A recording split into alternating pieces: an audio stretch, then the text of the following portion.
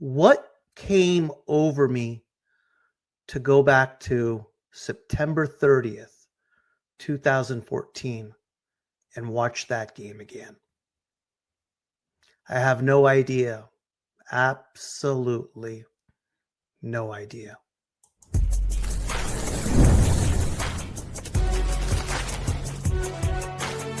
You are Locked On MLB Crossover, part of the Locked On Podcast Network. Your team every day. Welcome into this edition of Locked On MLB Crossover. We are Locked On A's, Locked On Royals. My name is Boney, host of Locked On A's, and joining me today will be Jack Johnson, host of Locked On Royals. It's been 11 years, but the sting of September 30th, 2014 has never gone away. For A's fans, the wild card game in Kansas City wasn't just a loss, it was a gut punch collapse that defied reason. Today, we relive the 2014 wild card one-game playoff between the A's and Royals in Kansas City. Royals hosting their first playoff game in 29 years. You were there. What was it like? Oh, man. I mean, to this day, it's the single greatest environment I've ever been in my entire life. Right. I have been to countless Chiefs games right across the parking lot. I've been to KU games, K-State games, Missouri games, all local schools here when it's loud and it's rivalry games and it's college game day. There is nothing, and in my opinion, there will never be anything that lives up to what that day was like. Because for so many Royals fans, I mean, you're talking 29 years, 3 decades since the last time they got to see playoff baseball at Kauffman Stadium. And I mean, school was let out early, and you know, people are getting there early, they're tailgating, and there was, I'm sure you can speak to this too about even in Oakland, there's a different buzz with playoff baseball. Like there's that best. It's the best. It's the absolute best. There's a little bit of a chill in the air. There's a low hum, just like when you get to your seats. And I wasn't, what's funny about it is I wasn't even anxious. You were just trying to soak up every little moment of it. But as I know we'll talk about, all that energy and the noise and the chants leading up to it, you had about 5 minutes. And then Brandon Moss put one 440 feet over the bullpen in right field. And it was this, oh no, like don't this be at least let it be close. And you even got to the 6th inning, people are going, man, I mean, it was close, but are we about to get knocked out after one game? And who knows if we'll ever get back? Like that was that feeling of, sometimes you only get one opportunity and you don't go back. But that atmosphere, I tell this to everybody, and I've even been to Final Four games before. Sure. There is nothing. And I repeat, nothing that will ever match what it was like on that night. I bet. And you're right. First inning, right off the bat, Coco Chris single. With 2 outs, Brandon Moss, boom, bomb. 2-0 right off the bat. I'm thinking ball game, to be honest, with Lester on the hill. Now, there was something interesting. We go to the bottom of the first, and Kansas City punched back, right? Escobar opened up with an infield hit. Then Aoki got on base somehow, I believe. Oh, yeah, he got on base on a fielder's choice. He swiped second, one of many stolen bases. Hosmer, who was such a grinder, drew a walk. And then Billy Butler. Delivered. He delivered with a big hit down the left field line. And remember, he got picked off first base. And right off the bat, Royals punch back. Hosmer gets thrown out at home plate in that first inning, which was more interesting than just him getting thrown out. Now, the A's started at catcher was Giovanni Soto. Lester had 11 starts, and all 11 starts was with Derek Norris. All of a sudden, Soto comes in. He's a starting catcher because he's better defensively, and they know the Royals are going to run wild. He gets hurt, forced out of the game. Here comes Norris. So that was an interesting change, an interesting play that maybe allowed Lester to settle down, but who knows? Because right in the bottom of the third, they broke through. Moustakas was solid. Single to left, Escobar sack bunt. And that's what the Royals did such a good job of, man, in that year, is speed, small ball. It's the type of baseball we really don't see these days. No, you don't see it at all. I mean, there's a lot of people via analytics that don't like bunting, right? They certainly don't like bunting guys over to second, giving someone a free out to not even make it a sack fly situation. But Ned Yost and the Royals knew who they were. Every single one of those players understood the fact that I'm up here to use my legs. I'm up here to put the ball in play, and I have to do every little thing right. And they prided themselves on that, even in spring training. I mean, if they got somebody on and you're facing somebody like John Lester, who had given them fits their entire career, whether it was in Boston or it was against the Athletics, it was, you don't take for granted guys getting on base. And they have the speed of, we may bunt somebody over to second and they could swipe third. And now you have that sack fly situation. But yeah, that was a big part of that 2014 team. They had the least amount of home runs, if I'm not mistaken, in baseball. And they said, we're not going to try to hit them. We are going to try to single you to death and try to small ball you to death. And that's something they played to their advantage. Do you remember who led the Royals in home runs that year? Gosh, it would have had to have been Gordon, right? Gordon, 19. Yes, good call. Yeah. Can you imagine saying that today? Someone leading a team with 19. Anyway, bottom third, Lorenzo Cain. What a beast he was. Clutch double down the left field line to tie the game at 2. Hosmer with a little blooper to left field. Cain scored 3-2 Royals. And when we come back, I want to jump to the 6th inning.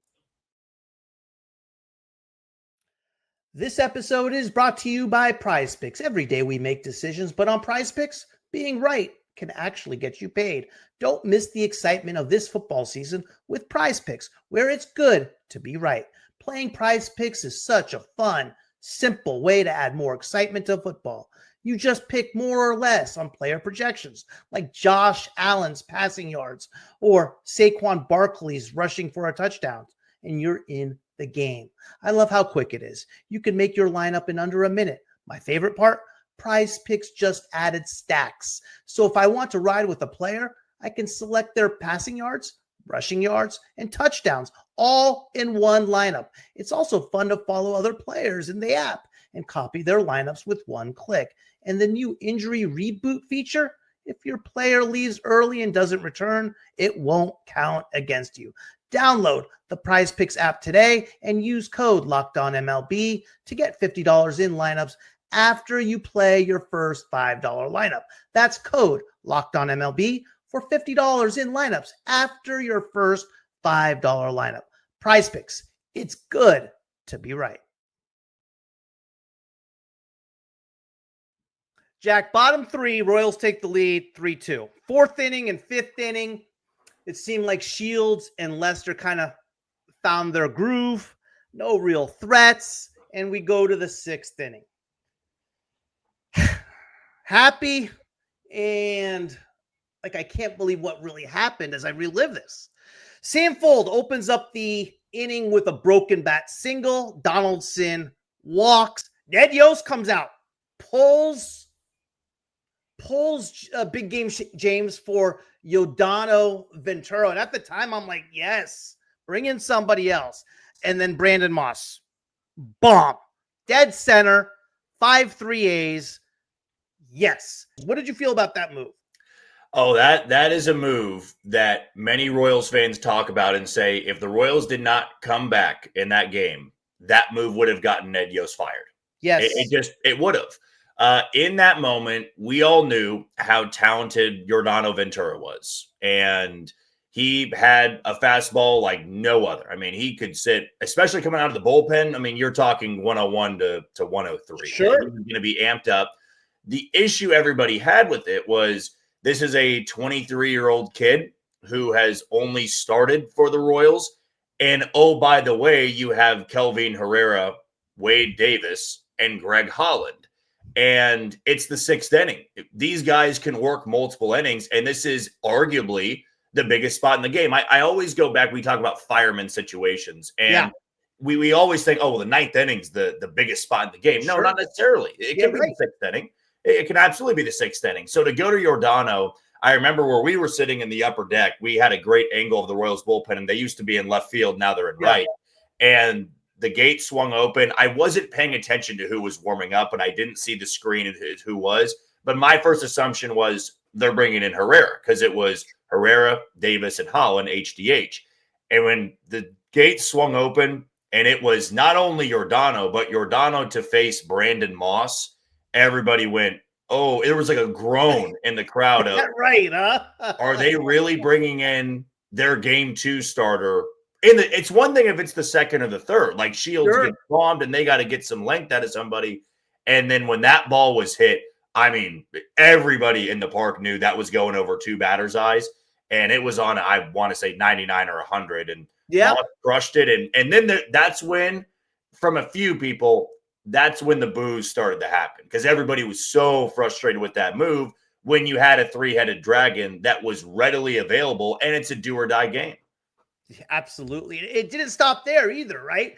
No. Reddick singled, and then he scored on Derek Norris's RBI single. 6-3. Sogard legged out an infield hit. Coco Crisp with a single to center plated Norris. At this point, I'm going nuts. I'm like, ball game. 7-3. We hung a 5 spot. And Lester kept on rolling. I was always worried about the bounce back inning, right? And he carved right through the 6th. Kane grounded out to short. Hosmer bounced out to second. Butler went down swinging.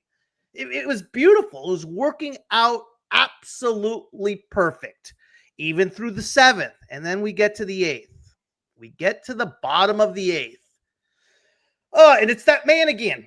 Escobar reached on a tough play. It was ruled an error on Lowry, but come on. Always thought it was a tough play. Yeah, that should not have been an error. Hit.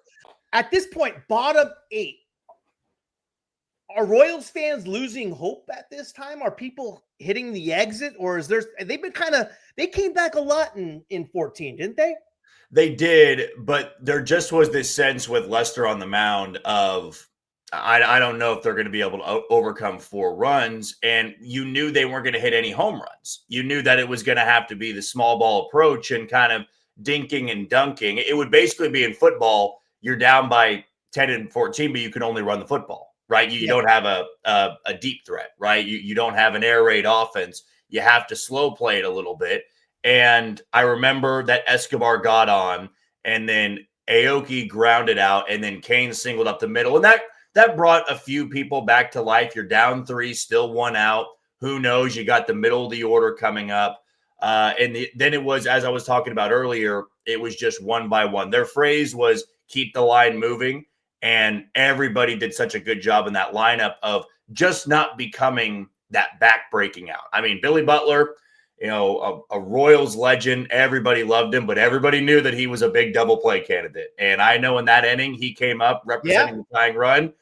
And deep in my stomach, I'm going, if he rolls one over to short, this game is over. It doesn't matter what they're down by in the 9th inning. That is the backbreaker because the crowd had come back to life and he ends up singling to right field. And that's when chaos started to happen at the stadium. And Butler did not face Lester with that RBI single, right?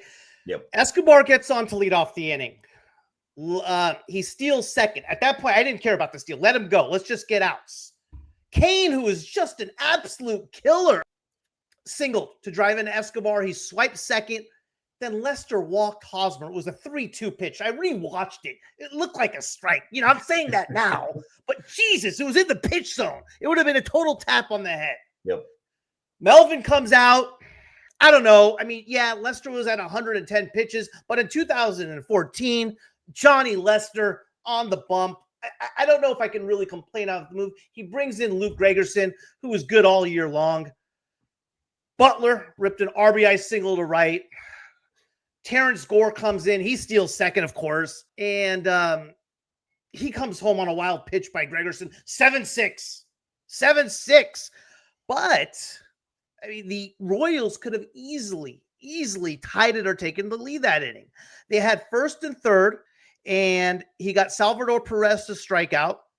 And then he got Infante to strand the tying run, and 7-6 going into the 9th. It was unreal, man.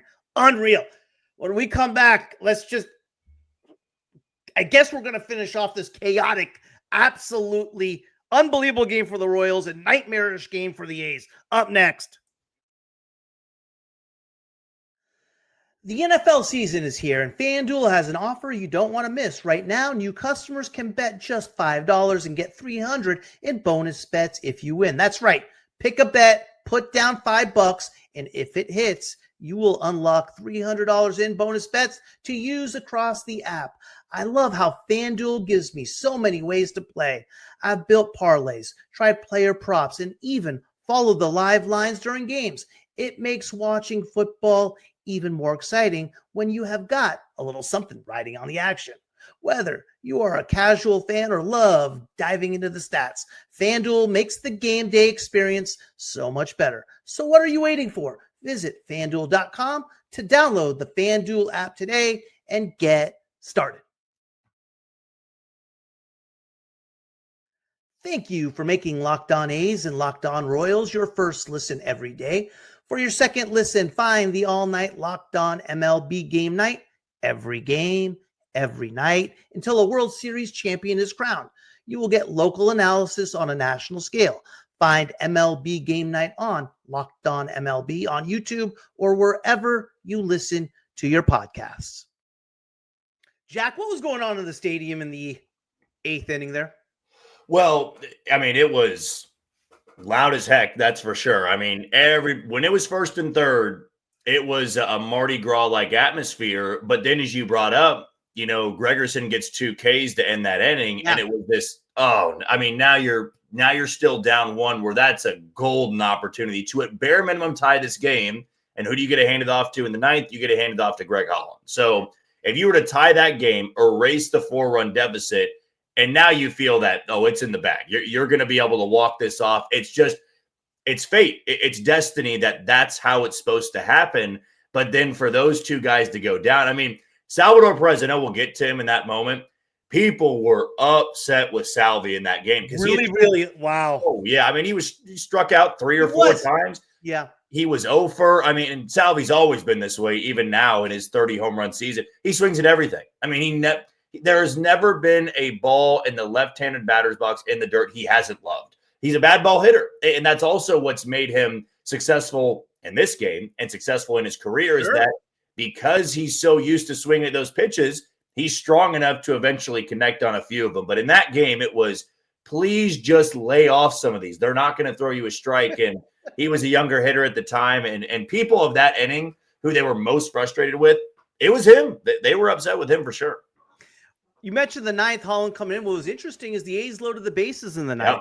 Yep. Was with 2 outs. They get Jed Lowry to line out softly. But bottom ninth, classic small ball. Sean Doolittle comes in for the A's. Closer. Great job all year. And Josh Willingham comes up, pinch hitter. Blooper to right, just an absolute little bleeder that drops down the right field line. Jared Dyson comes into pinch run. Escobar, textbook bunt to second.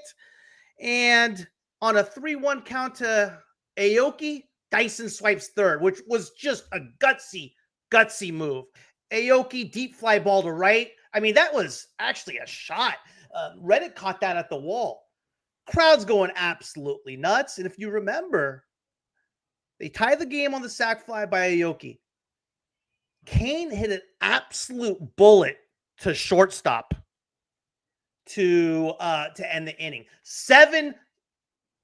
What was the eruption going on like? What was your feelings going into extra innings? Well, I mean, to start it off there in that inning, Willingham pinch hitting for Moose. He was brought in to hit home runs. Willingham was with Minnesota that year and crushed a few off the Royals. And then you get your cheat code on the bases and Gerard Dyson out there. And so he was the one that brought the crowd to life, just the guts to swipe third. And what was always so great about him, he always had the green light. There were no signs ever given to Dyson. If he liked a pitch to run on, he was going to run. And with Aoki up there, who was so good at putting the ball in play, he knew he needed to get to third. And so when it's tied, yes, you were excited, but you knew your bullpen was out of bullets at that point. You had used Herrera, you had used Davis, you had used Holland. And so you bring on a guy who was pitching in the College World Series earlier that year in Brandon Finnegan, who once again is in Royals lore. That game alone earned him a plaque in everybody's home, I feel like. But he goes in there. I've interviewed him a few times. Have you really? He was like, honestly, I was like, were you nervous? I mean, you're talking about pitching in this environment, 10th inning. And he goes, I don't even know where my head was. He's like, I blacked out. I walked in for the bullpen and I blacked out. I don't remember much of it. He's like, he's just a gamer, man. He was gutsy, and he goes out there and he's pumping 96, 97 on the black, and had to throw multiple innings too. He had to throw multiple innings because there were not many arms left. When I went back and watched the game and we got to the 10th and he came in, I just put and I'm like, that is right.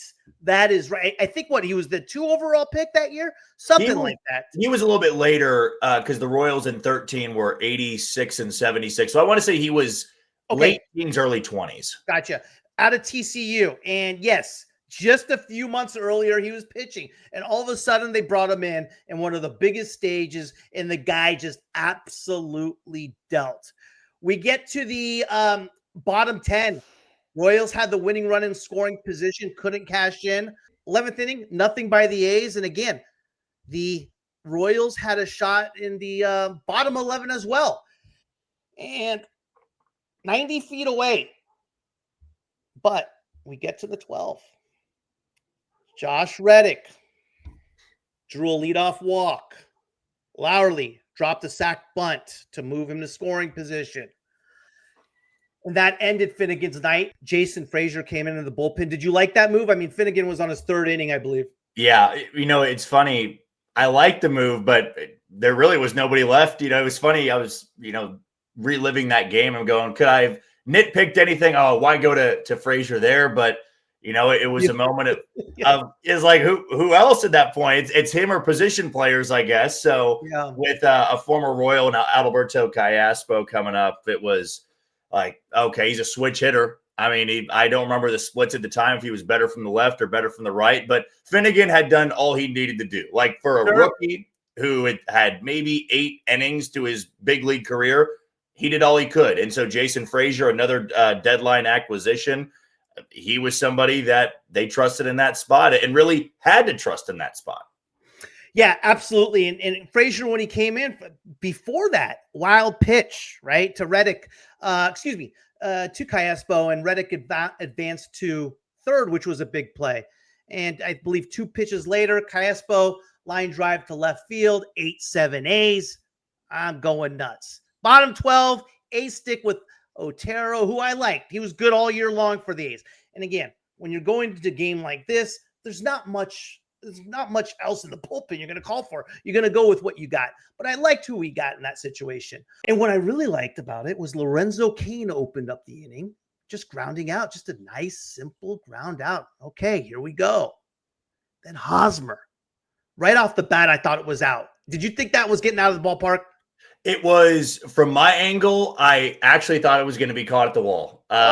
It just, because I know Gomes, who then played for the Royals next year, was in left, and it was, oh man, who was it? It would have been, I'm trying to think who was in center for the A's at the time. It was Sam Fold at that time. It was Fold and Gomes, and I thought that Fold was going to get a read on it, but the ball just kept carrying. The wind was blowing out a little bit that night, and then when it hit off the wall, I was hoping they were going to stay down longer because I was praying for an inside the park home run. I knew it wasn't that realistic, but it was that moment of when it hits the top of the wall, people are screaming, go, go, go, go. I mean, that to me, next to Salvi's hit right after that, was the loudest it got all night long. I mean, that was people screaming in desperation of please, please go, go, go, go, and some mistake to happen out there in the outfield. But I kind of guess it was a mistake where somebody should have tried to play it off the wall so they could have kept him at second.